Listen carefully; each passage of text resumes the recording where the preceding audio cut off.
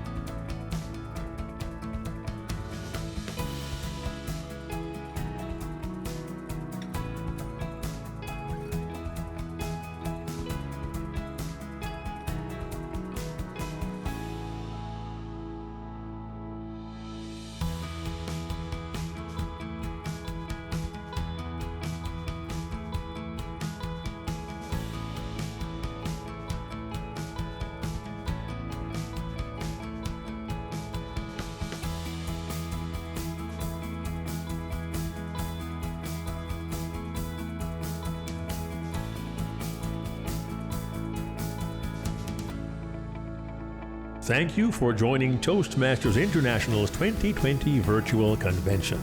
The session will begin in 3 minutes.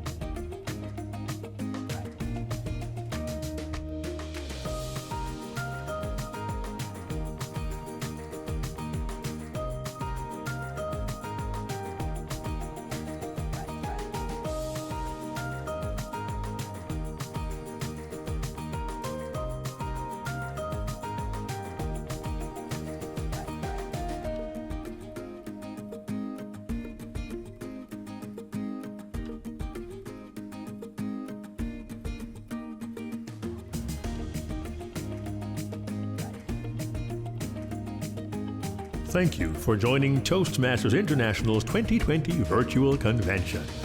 The session will begin in 1 minute.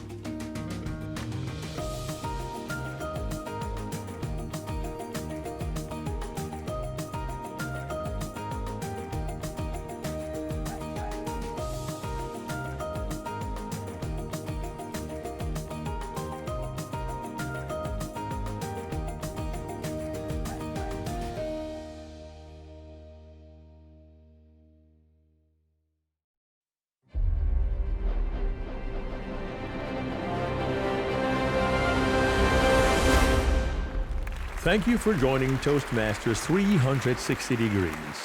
It is my pleasure to welcome the moderator of our panel discussion, past International President, Distinguished Toastmaster, Mohammad Murad.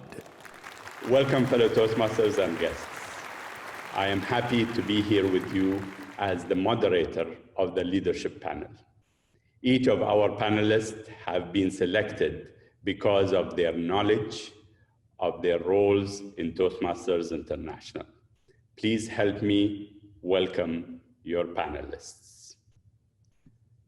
Club President, Ashley Dong, Innovative Planning Level 2. 2019-2020 District 109 Director, Distinguished Toastmaster, Metaxia Kritsidima. 2019-2020 Region Advisor, Distinguished Toastmaster, Coral McVean. 2018-2020 International Director, Distinguished Toastmaster, David Templeman. Chief Executive Officer, Daniel Rex. International President-elect, Distinguished Toastmaster, Richard E. Peck. 2019-2020 International President, Distinguished Toastmaster, Deepak Menon.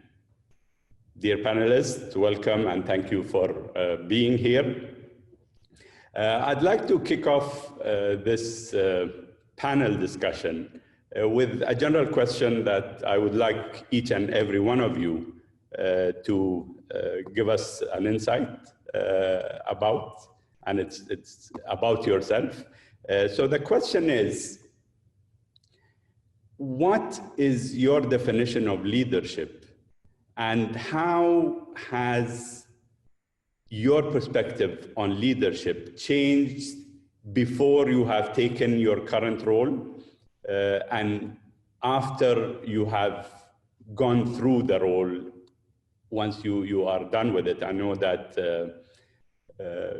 some of you have not, but then what's the perspective with you taking the role?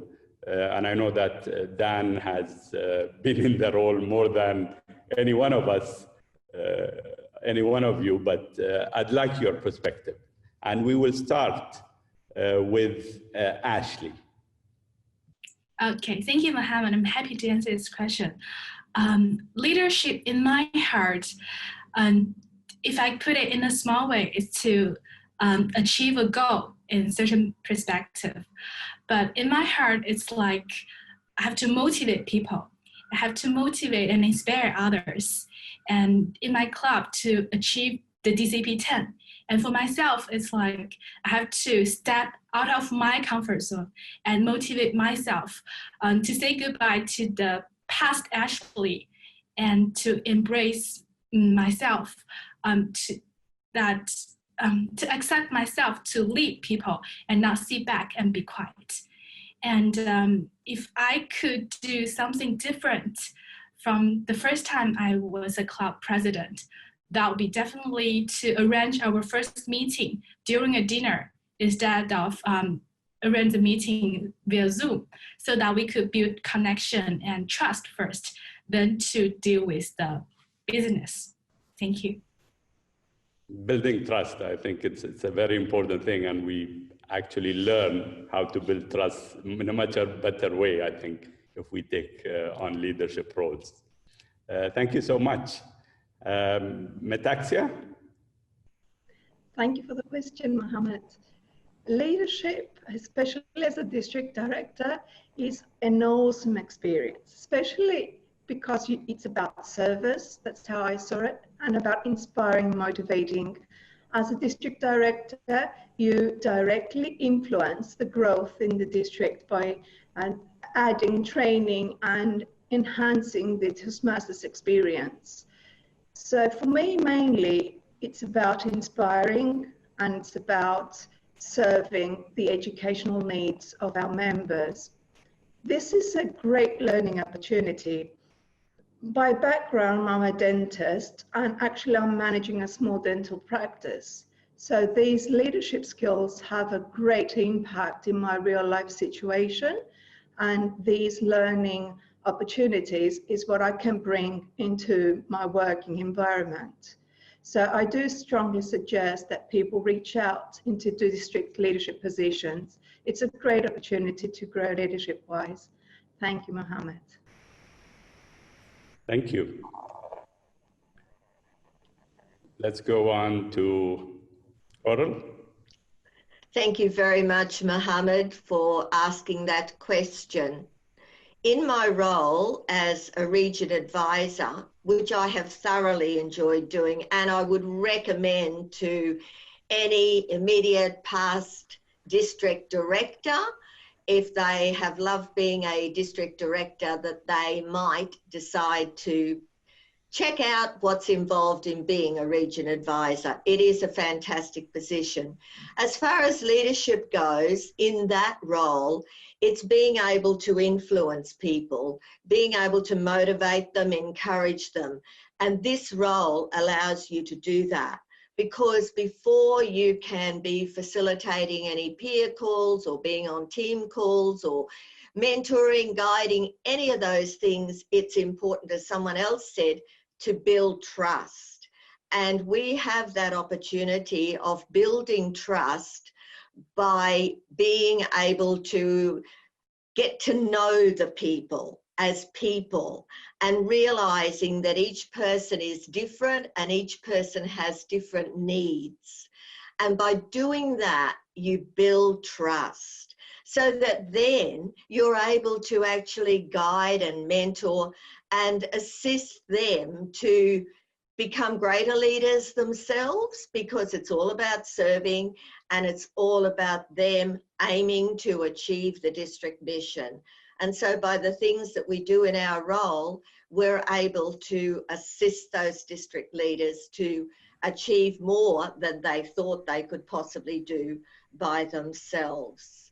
So leadership for me is all about influence. And before I took on this role, I knew what leadership was, but I probably didn't believe just how important it is to build that relationship of trust. I perhaps would have been looking more at the facts, the analytics of things, rather than building that relationship. Thank you, Mohammad. Thank you. David? Thank you, Mohammad. I guess my definition of leadership has changed through the roles. As a club leader, I guess it was more about me. I'm competitive. I wanted to be the best. I wanted my club to achieve.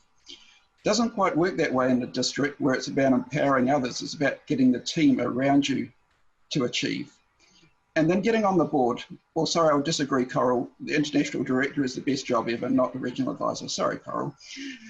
But this is about working on committees, leading committees, and it's about getting other people working collaboratively with them to get to a goal, to a destination. So the leadership skills have been different at all three levels. They all build on top of each other. Yeah, so I think, yeah, it's still about empowering. It's still about working with others. And it's not like when I was a club leader, it's not about me. Thank you, Mohammad. Thank you. Richard? Well, thank you, Mohammad. A great question. For me, leadership is about guiding a group of individuals towards a common goal, towards a common achievement. And it's not about being the person who's out in front. You may be there to provide guidance and get things out of the way, remove those obstacles, but you have to be there to support those individuals as well, to provide guidance, influence, as we've heard. There has to be that trust factor. Over the years, I've come to know that leadership is not about being the center of attention. It's about being the epicenter of action. So you take the spotlight off yourself and you create the action that helps others achieve their goals. Like David, when I was a club president, I looked at leadership one way. Small group of individuals trying to achieve the Distinguished Club program. As we grow through leadership, we learn that the ability to strike a common goal depends on how you deal with people, how you relate to them, because goals are differently defined amongst individuals. They may be the same goal in the end, but how they define them and how they approach them are different. And as a leader, you have to be able to identify those differences in order to bring a team to that commonality. And that's what I've learned over the years. Okay. Thank you. I like the phrase epicenter of action. It's a very apt word for the time that we are in. I probably will be speaking a little bit on that, but let's go on to Dan right now. Thank you, Mohammad. I think that my definition is quite similar to Richard's. I think it's people working together to achieve a common goal. And I see the leader as being an integral part of that team. You know, it's my privilege to work with a team at World Headquarters, and I have the opportunity to have touch points with them today through Zoom or other types of conversations multiple times during the week. Well, I also have the opportunity to work with the board of directors and the region advisors, and I may not be able to speak with them more than once a month or every other month. So I've had to learn different skills for different groups of people and different scopes of teams that I work with. District leaders I work with a couple of times a year, and club leaders every once in a while I'll work directly with a club leader. So I've had to build my ability to establish a trusting relationship, to establish camaraderie, and be able to communicate honestly and openly and based on our core values. I think that that's the thing that I have learned the most in the last few years, is that the accomplishment of the objectives revolves around not just the abilities of the people, but the trusting relationship that they have in working together. So Dan, from your experience, I know that you have been rolling over leadership after leadership teams during your time with Toastmasters. How do you cope up with the different leaders that come in year after year? Is that something difficult? Because we all are talking about people. So I'd like your perspective on how is it that you can deal with different leadership styles year after year. Yeah, thank you. It is a very interesting task for me. Each year there's a new international president, and I work closely with the international president. And I'm fortunate to have known the international presidents that I've worked with for several years, if not many years, before they're in that role. But each one has their own style, and I've found it very necessary for me to be able to adapt the way that I work to match their time availability, their preferences for communication types, to learn to understand different ways of communicating. Are they direct communicators? Are they indirect? Do they use words that are extremely obvious and direct, or do they use language that's a little more subtle? So I would say that after some years, 12 or so, working with international presidents, I've developed pretty good skills relating to understanding people, figuring out their preferences, and then doing my best to work with them in a way that makes the working relationship very effective. Thank you. And I think it's proper to say that it's the same in all the levels. If a club president has taken on roles in different club capacity, then it's the same. You will need to learn the different dynamics of the teams at each and every step of the way going forward to the different levels and roles. But let's ask the person who is on top, what does he think about learning about leadership and your perspective, Deepak? Thank you very much, Mohammad, for that question. Incidentally, from the time that I became a member in this organization, I've always heard that the president is right at the bottom and not at the top, because we have an inverted pyramid as our leadership structure in this organization.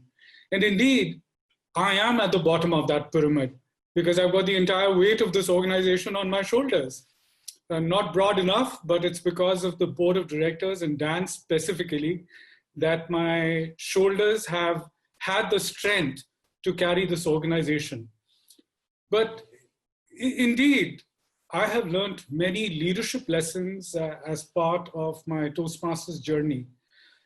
And in every aspect of leadership, I have been guided by our core values. And I think service has been most integral in my mind in terms of the leadership that I have been able to provide, right from the time that I was a president and now the international president, and in all the roles in between.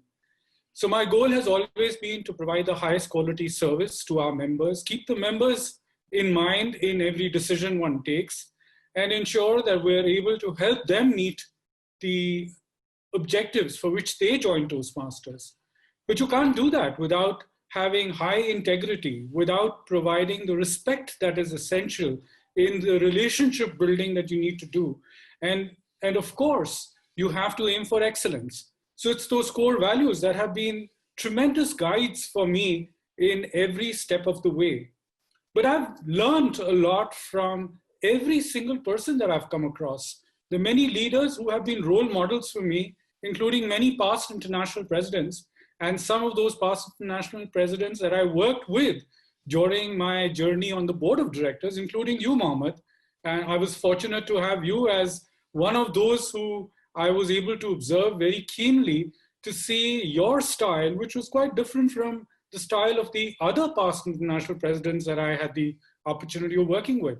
So it's a journey where you have to keenly observe what's going on around you. You need to absorb all that you can. You have to also understand what is it that you should not be doing as a leader. So you have learning opportunities, which are enormous, but at the same time, keeping the core values in mind helps you become a better, more able leader in this organization. Back to you, Mohammad.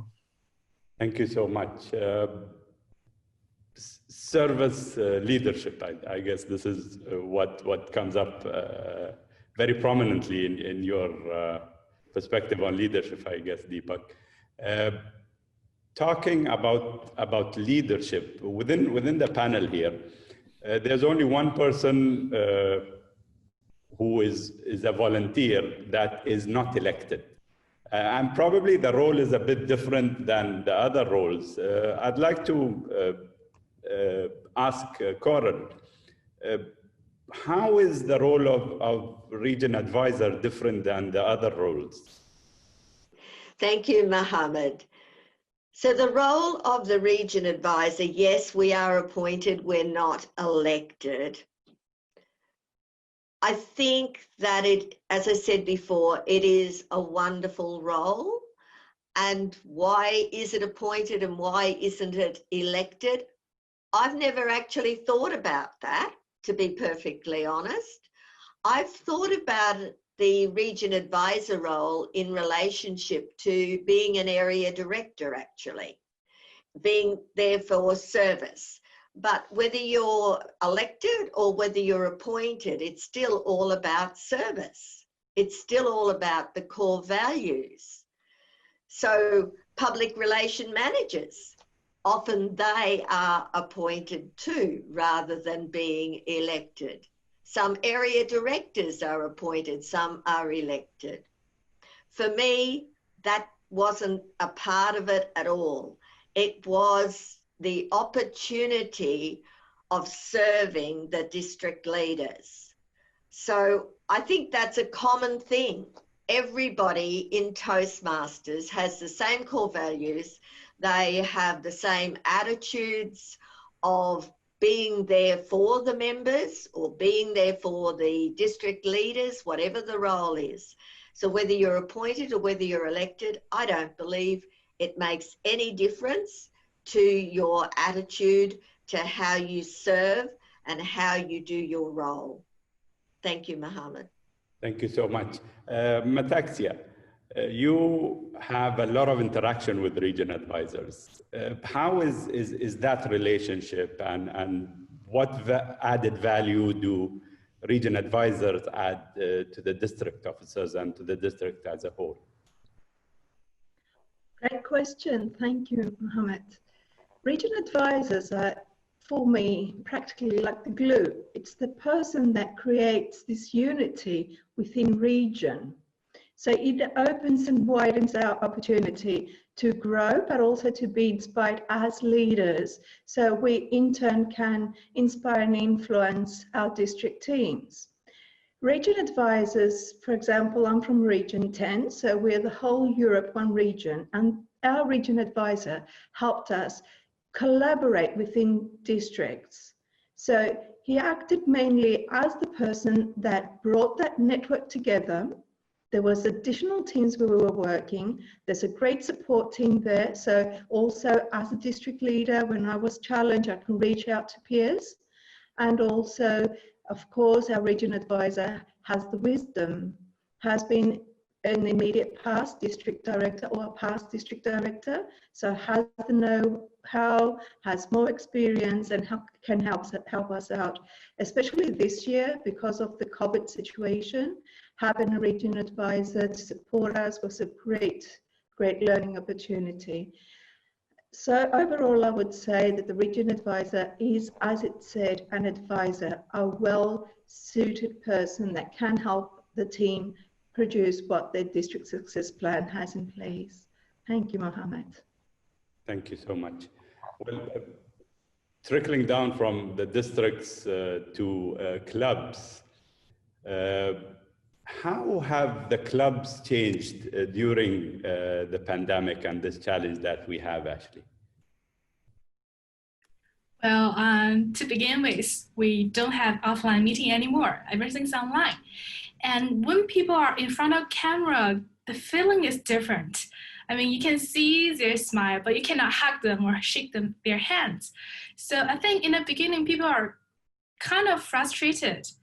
And we're thinking of ways how to manage them, how to cheer people up, how to make them feel, wow, there's a lot of benefit within online meeting. So we have a couple of joint meetings with other clubs, like clubs from other districts. And then it came the benefit of online meeting. Oh, Toastmasters is such a huge organization. We have clubs like from 2,000 kilometers away. And that was amazing. And we also encourage members to visit other clubs online. And then they met new friends, they met new Toastmasters. They met friends from the United States or other places. And our club members get this feeling that we are all connected and we belong to the same place and we share the same value. And I have to say that's a wonderful experience.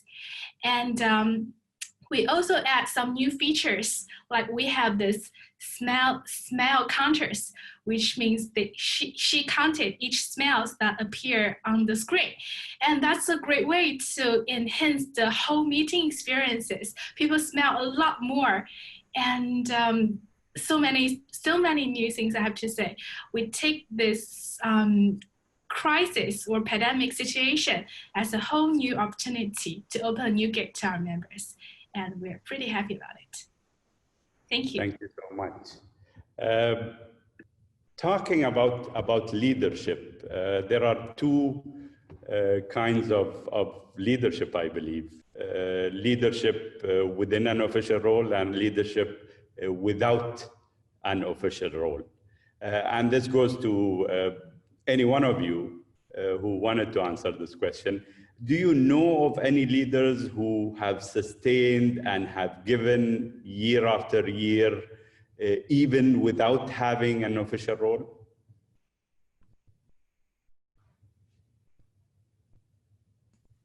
Mohammad, I'll take that if you don't mind. Go ahead. So I've seen that in a number of districts around the world, individuals who just want to step up to help, regardless of the title, regardless of whether they're getting recognition or not.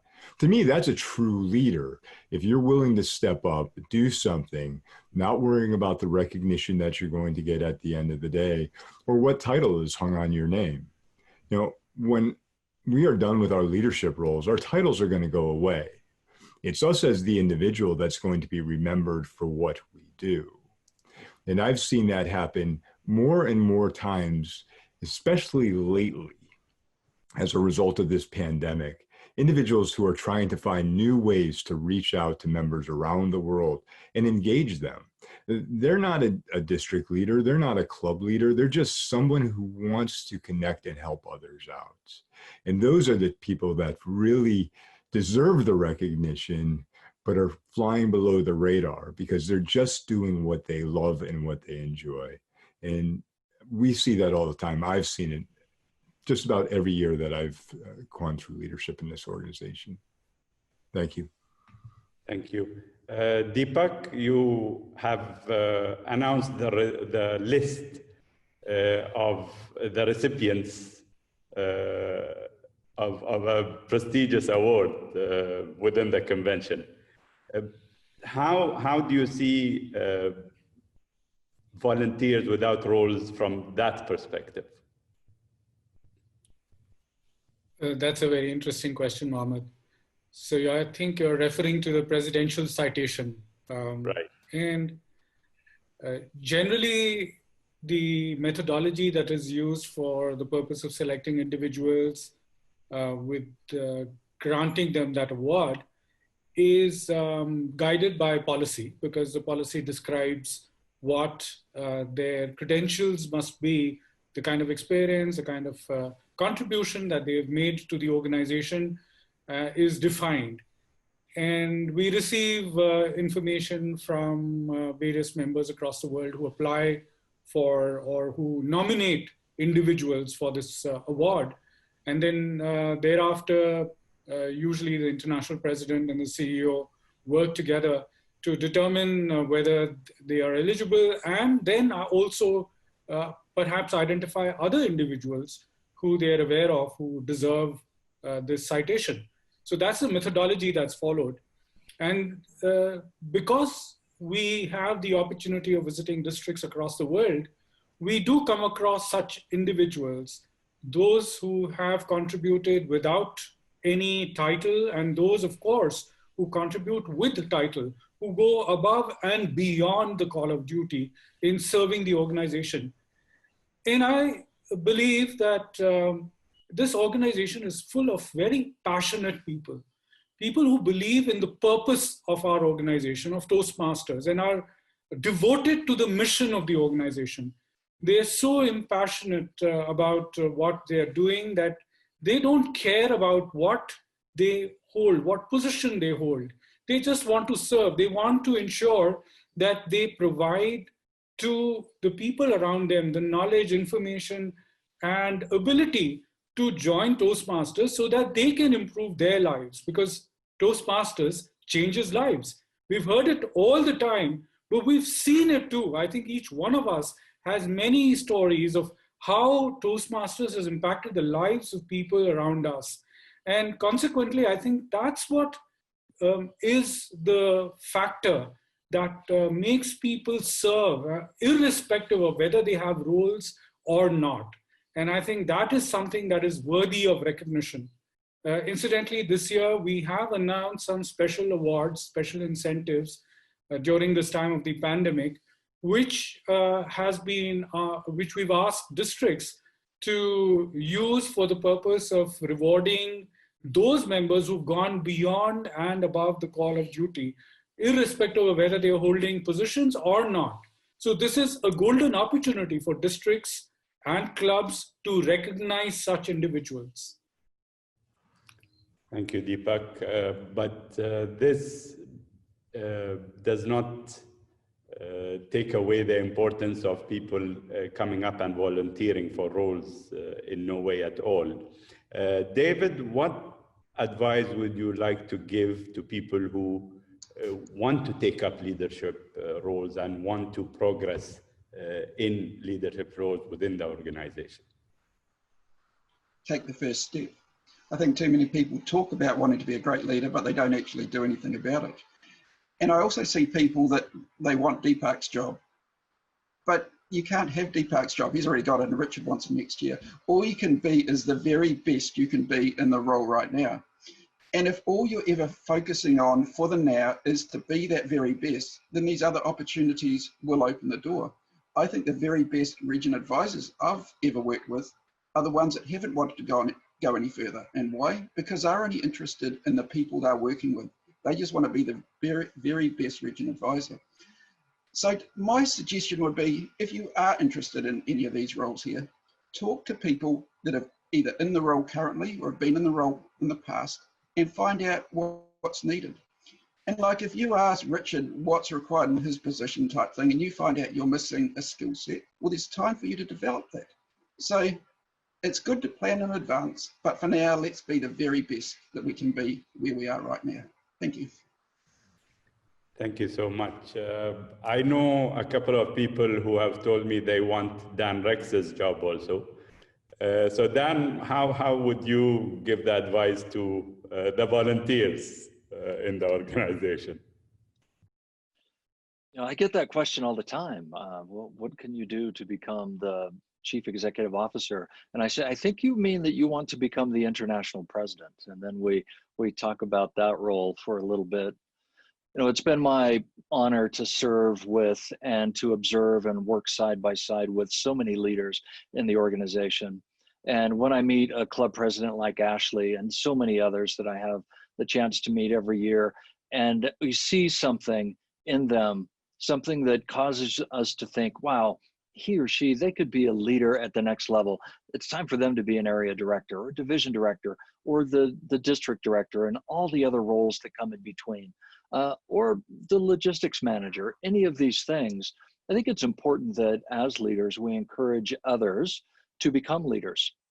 As individuals, we don't always see in ourselves what others see in us. And it's important that we have others point us out and encourage us to do something. Sometimes people will say, you know, do you think I'm ready to be an international director? And I'll say, well, gosh, I'm not sure. How many people have told you that they think you're ready to be an international director? I think that's a good question for people to ask themselves. If people are coming to you and saying it's time to be an area director, I think it's time to be an area director.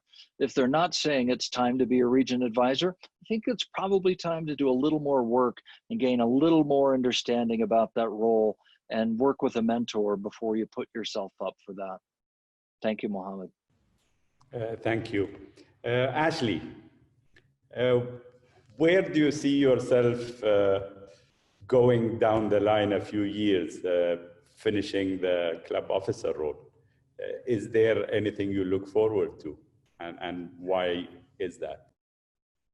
Well, I'm looking forward to be the area director, then a division director. I really want to experience all the position in Toastmaster because I believe there's no step that is useless or a waste. I want to experience the whole Toastmaster experiences. And probably one day, if I'm capable, I want to be the district director. And that's something scared me a lot, but something I'm really looking forward to. Thank you. Thank you so much. From my experience, and I'd like to share this with the audience, is it's always good to take it one step at a time. When you have the time, when you have the resources to do justice to the role, then that's the time that you need to give your name for volunteering for a role in the organization. We should not forget that there are many people who do wonderful things, probably more than the people within the role, within the organization, without any title.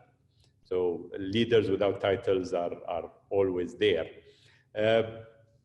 Let's talk about the current situation and the challenges that we face.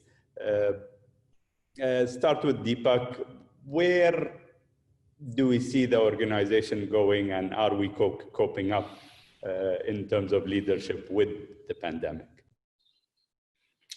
Thank you, Mohammad. I think this has been a year of significant change in our organization because we've never experienced a situation quite like this in the 96-year history of the organization. In fact, this has been a year where truly this organization has helped build leaders who have been prepared by this crisis, this this challenge, this obstacle that came in our way has helped create people who become resilient, who've been able to gather the courage and the confidence to meet with this challenge and overcome the situation. Just as Ashley described about how their club was able to, despite the challenges of not having the in-person meetings, come together online and make that pandemic an opportunity for themselves. That's exactly what clubs around the world have done and what districts have done and what the board has done. I must say that I have been blessed by a board of directors who's very courageous, who've been taking bold decisions, who've been extremely nimble and agile in their decision making, and has had concern for our members at the core of their mind. And that is the reason why we announced that all clubs in the world can meet online if they wish to, as long as they want to. Of course, this is not going to be something that clubs would like to have for all time to come. I'm sure that many of our members are pining to get back to in-person meetings. When is that going to happen? We don't know, because the pandemic we thought perhaps would start ebbing by the end of this year. It doesn't seem to be happening anytime soon, because just as we find that there is a little bit of slowdown in the pandemic, suddenly there's another rise of that that appears. So the future is uncertain, but let me assure you that the board of directors and our members and our leaders, whether they are club, district, or at the world headquarters, are all ready and focused in ensuring that we meet the challenges as they present themselves. What is going to happen in terms of our online meetings, we don't know. We may continue them. We may be able to get back to in-person meetings soon. Again, that's something which is uncertain, which one cannot foresee. I wish I could. I wish I had a crystal ball in which I could gaze and tell you exactly which is the day when we will say, okay, everybody get back to in-person meetings. Unfortunately, that's not there. So my only advice here would be for everybody to be the best they can be in the situation they are in, to cope with that situation, build the courage, be creative, be adaptable to the situation, and know that you can become the best leaders at this time, in this situation, in this crisis. Thank you so much. Richard, you are the incoming president, international president, and you will be the chairman of the board. Is there any specific leadership skills that you have developed or are developing in order to take up the next leadership role and challenge? Well, thank you for that question. And I'm glad you didn't give me the one you gave to Deepak. I think he handled that masterfully. Yeah, I think through every iteration of leadership that we take, we learn new skills and use those in the toolbox to go further, especially in this time. And what I've noticed is we have to really look at things from a more global perspective and truly identify how the things we do will impact our members. I've also noticed that we become more culturally sensitive and more culturally aware through this pandemic, because we have members that are now meeting around the world in situations they've never been in before. So being able to learn from others and take those and put those in the toolbox to go and look at the organization. It's time to slow down and go faster. We need to slow down in what we're doing in making change, but we have to go faster in being able to address those items that appear on our horizon. What I mean by that is we have committees that meet every year, and we're constantly coming out with new recommendations for the organization. But as Deepak said, we don't know what the organization is going to look like 6 months or a year from now. And do we put more recommendations out there that may be postponed? Or do we try to react to our members quicker and give them what they need? As Deepak stated, we don't know what the future of online looks like. We don't know when we're going to be able to get back into our in-person meetings. I saw Ashley nodding when she said, yes, I want to get back into an in-person meeting and back into my clubs. And we hear that, but we can't mandate that. So we have to find ways to be able to allow our members to achieve their goals, be able to meet in a safe environment in a way that they're comfortable, and still move the organization forward. And those are all the things that you have to figure out how to put into your leadership skills and be able to do well. And fortunately, I've had great mentors in Deepak, yourself, Dan, and other past presidents to be able to focus my skills a little bit differently and look at things a little bit differently this year. Thank you. Thank you so much. And talking about mentors, Metaxia, is there any specific mentor that you have taken on while you have taken on the role of district director? Or do you have a number of them? And how is the relationship with between you and your mentors, and also between you and your mentees?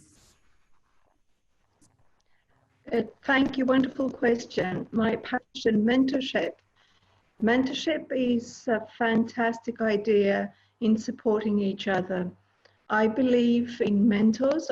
I've had a number of mentors and different levels. Usually we see our mentors as excellence. I've also chosen mentors as people that communicate or lead differently. So for me, it's creating a network. It's not always one person. As a district director, I've got a team of people I refer to as mentors. They all have different leadership styles. And that helps me understand the situation where I'm in or where I'm going and getting a different input. Now, acting as a mentor, I also enjoy having mentees that are eager to learn and to understand the situation that they're growing to. And I also believe that we need to take one step at a time leadership-wise. So once you begin, you set your own small goals. This year I'm going to work on building teams. Next year I'm going to work on motivating and inspiring. So within this group of mentors and mentees, it's a beautiful network. We'll create something like a buddy system where people are helping each other, supporting each other. We're having new ideas, collaborations are built. So yes, mentorship is a fantastic tool we have in Toastmasters, and I have been adopting it and have been having support from mentors. Thank you for the beautiful question, Mohammad. Thank you so much. Dan, talking about mentorship in a corporate setting, world headquarters being the corporate side of the organization, how does mentoring work there? Well, we have formal mentoring and informal mentoring. And I think the most successful in recent years has been informal mentoring, where we have people who are connected through something, if they have a passion outside of work, or if they have some sort of shared interest, even though they don't work in the same area of specialty. We've worked hard to connect them and to create mentoring relationships, especially between those who are newer in the workforce and those who are more seasoned, shall we say, and it's been quite effective. I think that in addition to that, the leadership team that works with the broader Toastmasters world also sees district leaders and members of the board and region advisors as mentors. I'm fortunate to work with a team of people who seek knowledge and experience every day. And we often remark after a meeting with the board or the RAs that we learned something from them that we hadn't thought of, and we reflect on it, and we talk about it a little bit. So I'm a believer that there are mentoring opportunities in every day, in almost every way that we interact. So formal mentoring is important, and informal mentoring is important as well. Thank you. Coral, in the role of region advisors, are you formal or informal? I think both styles work with being a region advisor. Thank you, Mohammad, for the question. I'm absolutely passionate about mentoring. I think that when people are mentored, they stay. And so it helps with our retention. And it doesn't matter what level you're at for that. I think retention is the benefit from mentoring, long-term benefit, that is. Within the region advisor role, mentoring is a very important part because you're mentoring individuals all the time, because people are ringing you and you're ringing them and you're talking through whatever it is that is a challenge for them at that time. So you're never there to tell them what to do. You're there to listen, particularly, and to guide them. So you can be doing that in an informal way. I think that mentoring as a program within a district, if I can talk about that, I think you can have it at a district level in a formal way. And in my home district, when I was a district governor a long, long time ago, we did have that formal mentoring program. So we had a chief mentor for the district. We had a mentor for division governors, a mentor for area governors, and then we had a mentor for every club role as well, so that the people could turn to those people. And as I say, we had the chief mentor who was bringing all that together. So that was a very formal way. And this year, I'm coming in as a club president, and in my own club, that is my goal, is to have, to establish a formal mentoring program, an active mentoring program. So as Metaxia said before, the buddy system, we're going to be using the buddy system with pathways in particular. And so we'll have people of the same level coming together with someone who's achieved more. And in the meetings, we'll be having that little segment every so often. We'll also be having the new member mentor. So, you know, from what you can hear from me, I'm so passionate about mentoring. It keeps people interested, it keeps people excited, and it keeps people wanting to learn more and to stay in Toastmasters. For me, in region advisor role, the informal way has worked beautifully, but those other roles, I see it, a formal program working particularly well. Thank you. Thank you so much, Dora. David, I know that on the board, there is a mentoring program that is going on. Do you think that peer-to-peer mentoring is as good as assigning a mentor or being a mentor of more experience, or do you think the hybrid works well? Thank you. I think the answer works. It depends on the person. I've been lucky. Two of my mentors are sitting on this call, and I've been in this organization 25 years, and I've never really had a mentoring system that worked until I came on the board. And I realized that there's a real discipline in it, because right at the start, we sat down and we mapped out the next 6 months and we put in all the dates. And it was a discipline and we stuck to it. Then you hear stories of other people, other pairings, where they missed one here and there, and in no time it had fallen over. And it worked because of the rigidity of it. So that formal, and they were from people who've been on the board longer than I have been. So that worked really well.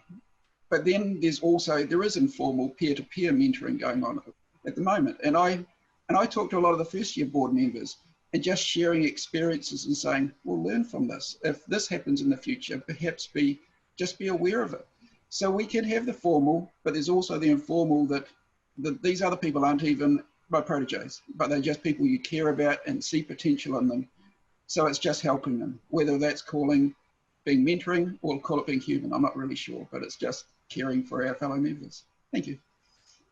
Thank you so much. Ashley, we have the role of immediate past president for the club. How does the club take advantage of this role as a mentor? Could you elaborate on that? Sure. Our immediate past president, her name is Rina, and she's been our president for 1 whole year. And we all love her. And she is a mentor, an unofficial mentor for many members. She gave a lot of great speech advice. But we also learned a lot from her that how to motivate club members on how to organize an event efficiently and happily. And every time when we have this officer meeting, Rina was there. Even though sometimes once or twice she couldn't be there, she always sent me the message that, Ashley, I'm busy, but I'm with you. Whether you need any support or any help, just let me know. And Rina's also very experienced ICA treasurer, VPE. So she's a treasurer for our club, and each officer, we have a lot of communication with her. And having she there is like having our stone there. So we rely on her, and she motivates us. That's a beautiful relationship. Thank you. Thank you so much. One last question to any one of you and everyone, if possible. What advice would you give to those aspiring leaders who want to take up a leadership role within the organization?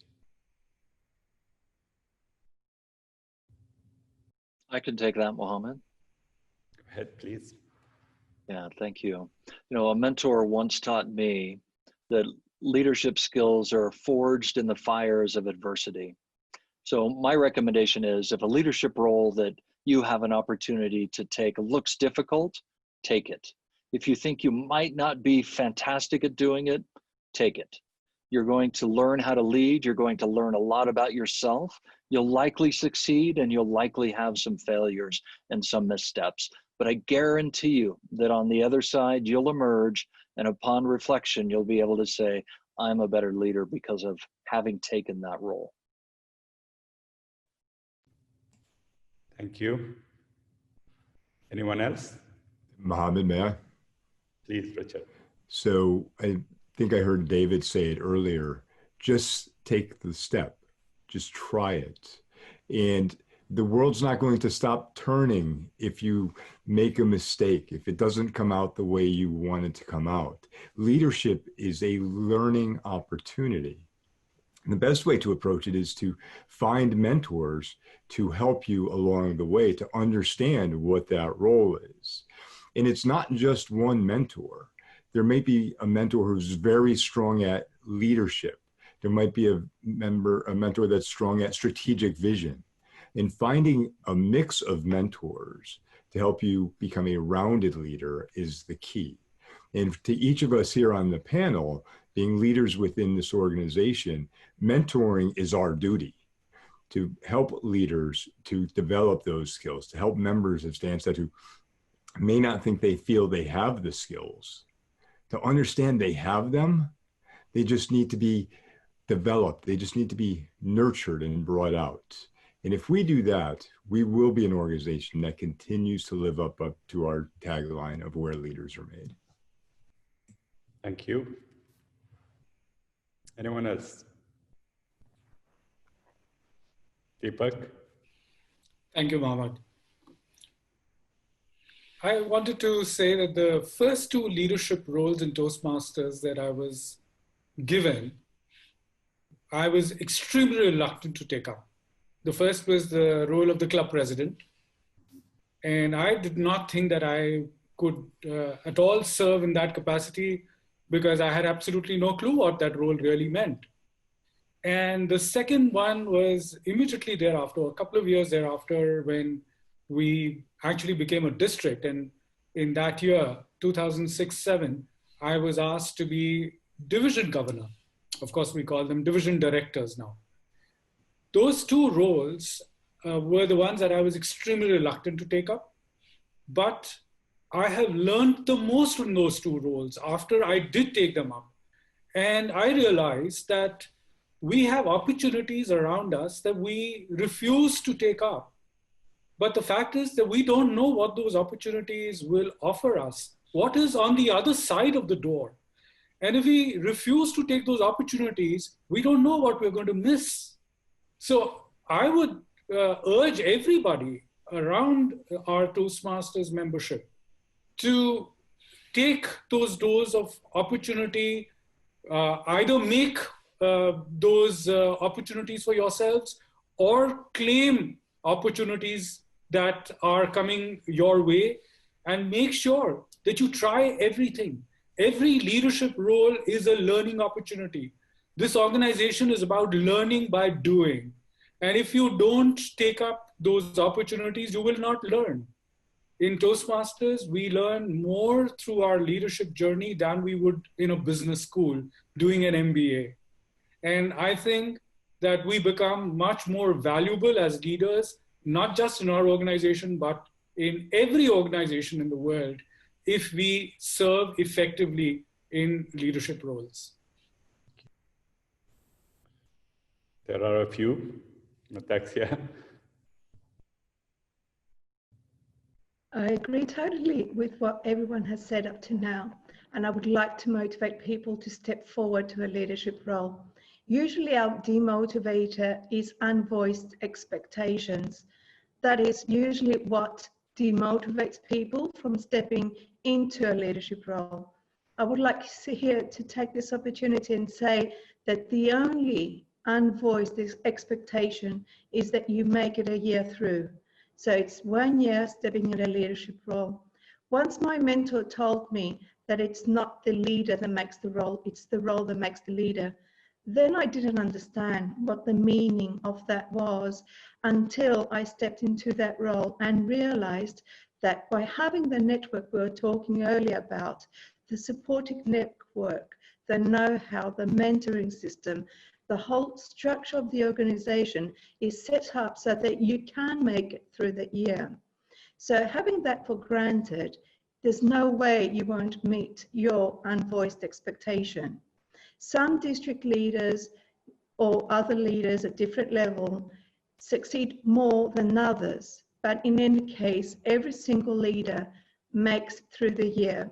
And as nicely put by everyone, it's a learning opportunity. So I do encourage everyone, step forward, move into any leadership role, create the network that will support you. It's easy, reach out to mentors, and I'm wishing everyone a great learning opportunities. So yes, from me, go for it, just do it.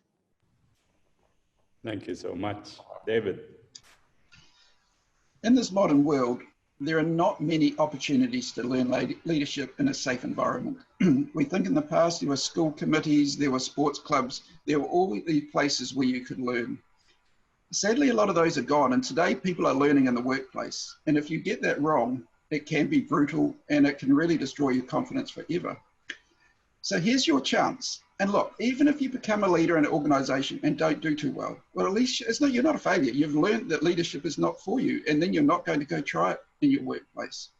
And the only way you'll ever learn this is by stepping up and saying yes and learning in a safe, positive environment.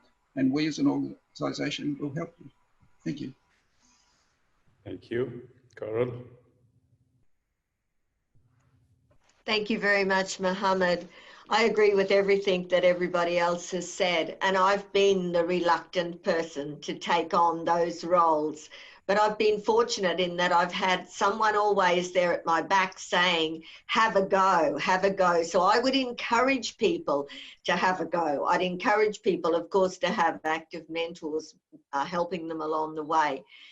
But it doesn't matter how many mistakes you make, you learn from those mistakes. If you don't try something, you don't know whether it's going to work or not. So if that's what you're worried about, don't worry about it, because like David just said, we're in a very safe environment and a supportive environment. So I do encourage people to take that next step. I was a reluctant president. I loved the role. Believe it or not, I was a reluctant leader all the way along, but I have found that I've loved the role, and I love this role. And Toastmasters International is the most amazing organization because it gives us these opportunities that we wouldn't get anywhere else. So it is up to us to take those opportunities, to have mentors with us, and we will succeed. And we will actually achieve so much more than we ever imagined that we could possibly achieve. Thank you, Mohammad. Thank you. And we have left Ashley.